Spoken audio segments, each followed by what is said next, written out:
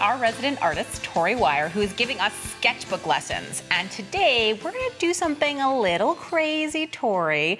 We're gonna draw with our non-dominant hand. Now, why would we wanna do this? Especially in your sketchbook, it's important to really push yourself, and no one has to see it, and it can just be free and fun. So my brain is switching over and thinking like, all right, left hand, because for me, that's my non-dominant hand. And we're gonna be drawing flowers. And so I've done some samples, and when I did them, I was kind of like, oh, yes, I can do non-dominant hand, and I love how free they are. So I picked up some Gerber daisies, and I'm gonna start here. Let's see if I can talk and draw at the same time with you. So you're actually looking at the flowers while you're drawing so that you have a reference image. And of course, drawing with your non-dominant hand, one of the things that happens is you just can't control it the way that you can. And for me at least, one of the funny things that happens is sometimes the drawing is better because I wasn't able to control it. Mm-hmm. Do you find that at all? I do. I feel like when you're drawing with your non-dominant hand, you have to push yourself to let go.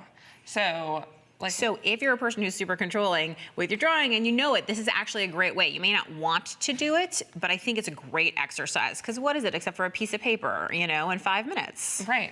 I think especially if you're drawing from nature, it helps because you already have organic shapes to work with. Right, because nature's so unsymmetrical sometimes and so jagged and so crazy and, all that kind of stuff. Well, in drawing with your non-dominant hand, you slow down.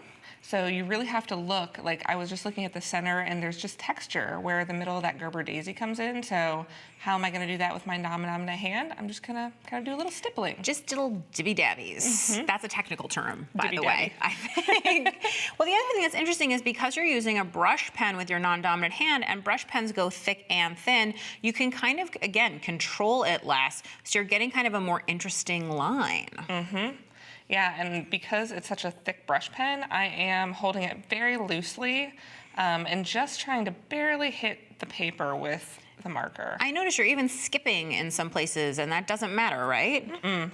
No, I'm gonna use some watercolor here in just a minute, and that's gonna kind of help fill in the volume that I'm skipping with the brush pen. So obviously, if you're gonna use watercolor, we're working with some kind of pen that is not gonna run when the water hits it, right? Yes, permanent brush pen here, and it dries pretty quickly, so. Which is important too, obviously. And obviously, you wanna use a good, high quality paper and all of that kind of stuff too. Yeah, this is paper that takes both wet and dry medium really well. And usually it'll say, right, like on the cover of the sketchbook or whatever, what it's meant for. Mm-hmm. You're painting without color. I am. Did you know that? Especially when I have large areas to cover, I like to put a little water down first and then pick up some color, a good amount on the tip of my brush, and then push that through the water I just put down. Flows on through. Mm-hmm. So cool. Now, do you like to mix your own colors or do you use the paint out of the tube pretty much? I like to mix my own colors. Even though I have, obviously, 3 different greens here, I'm mixing 2 of them together so I can get some variation in the green when I put it down for the leaf. Because obviously nature's like that, Mm-hmm. So you want to do that kind of thing, I think. Now, you're painting with your non-dominant hand.